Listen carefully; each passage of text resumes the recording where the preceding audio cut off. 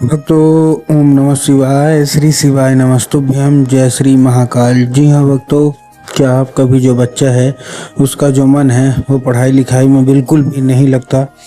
आप लोग बहुत ज़्यादा परेशान हैं उसकी पढ़ाई के लिए कि आखिरकार हमारा जो बच्चा है वो पढ़ता क्यों नहीं है।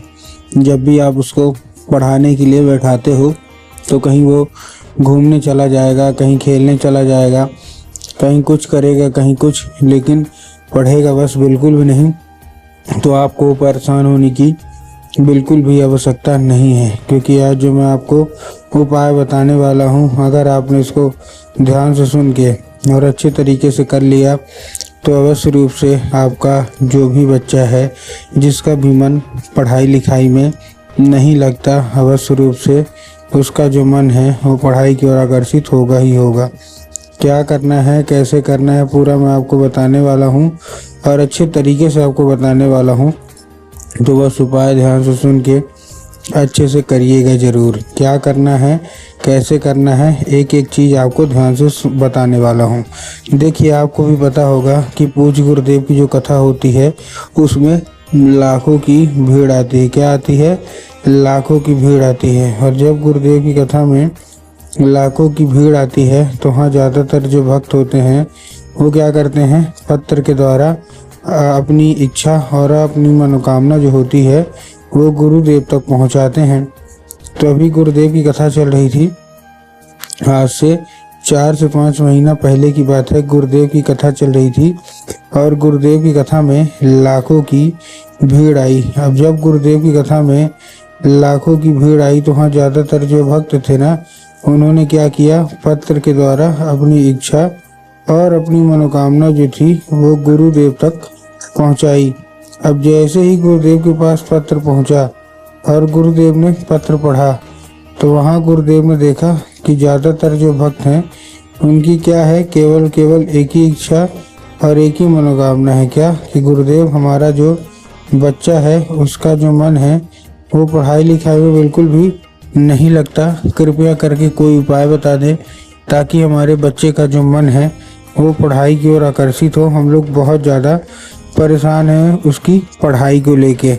उसके पीछे क्या कुछ नहीं किया, बहुत अच्छी उसको स्कूल में डाल के रखा है, बहुत अच्छा उसको कोचिंग ट्यूशन दे रहे हैं, हर एक तरह की सुख सुविधा दे रहे हैं, लेकिन फिर भी जब बात पढ़ाई की आती है तो कहीं वो घूमने चला जाएगा, कहीं खेलने चला जाएगा, कहीं कुछ करेगा, कहीं कुछ, लेकिन पढ़ेगा बस बिल्कुल भी नहीं।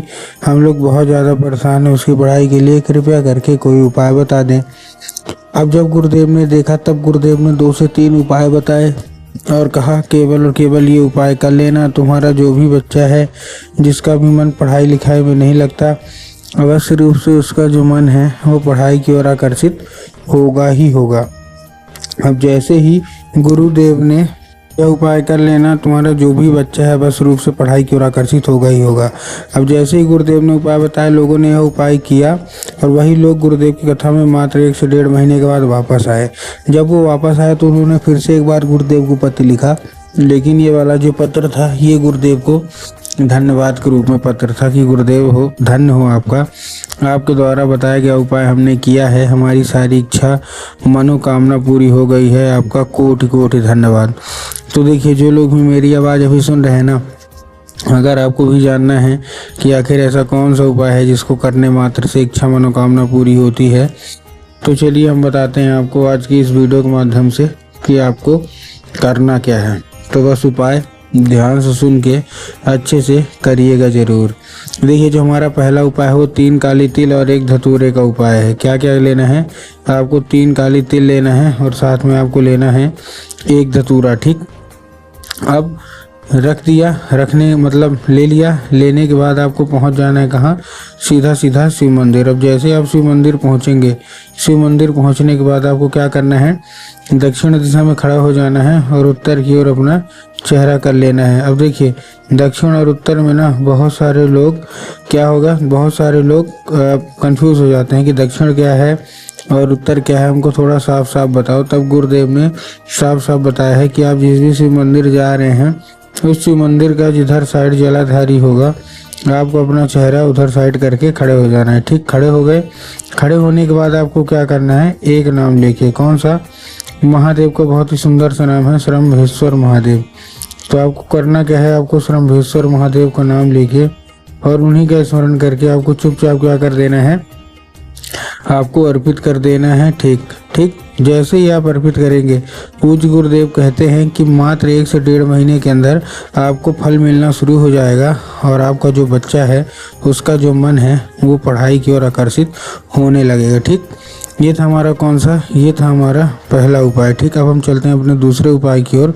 अब देखिए जो हमारा दूसरा उपाय है, इस उपाय में आपको करना क्या है। इस उपाय में सबसे सिंपल सा आपको एक चीज़ लेना है। आपको लेना है क्या, आपको लेना है एक लाल फूल। और लाल फूल लेने के बाद आपको और क्या करना है, जैसे आप लाल फूल लेंगे, लाल फूल लेने के बाद आपके घर में माता सरस्वती की फ़ोटो या मूर्ति होना अति अनिवार्य है। अगर आपके घर में माता सरस्वती की फ़ोटो या मूर्ति है तब तो ठीक है, लेकिन अगर आपके घर में माता सरस्वती की फ़ोटो या मूर्ति नहीं है तो आपको बाज़ार जाना है, माता सरस्वती की फ़ोटो या मूर्ति लाना है और अपने घर में स्थान दे देना है। ठीक, दे दिया स्थान देने के बाद शाम के वक्त में जब भी आपके घर में पूजा पाठ होती है तो आपको क्या करना है, वो जो लाल फूल है वो उठाना है और अपने बच्चे के माथे पे 2 से 3 बार आपको क्या कर देना है, फेर देना है बस। पूज्य गुरुदेव कहते हैं कि अगर आपने ऐसा कर लिया तो अवश्य रूप से सारी इच्छा, सारी मनोकामना जो है वो पूरी होगी ही होगी और आपके बच्चे का जो मन है वो पढ़ाई की ओर जो है ना वो आकर्षित होगा ही होगा। तो उम्मीद करता हूँ कि आज का ये जो उपाय मैंने आपको बताया आपको बहुत अच्छे तरीके से समझ में आ गया होगा। उपाय अच्छा लगा हो तो कमेंट बॉक्स में हर हर महादेव अवश्य रूप से लिख दें।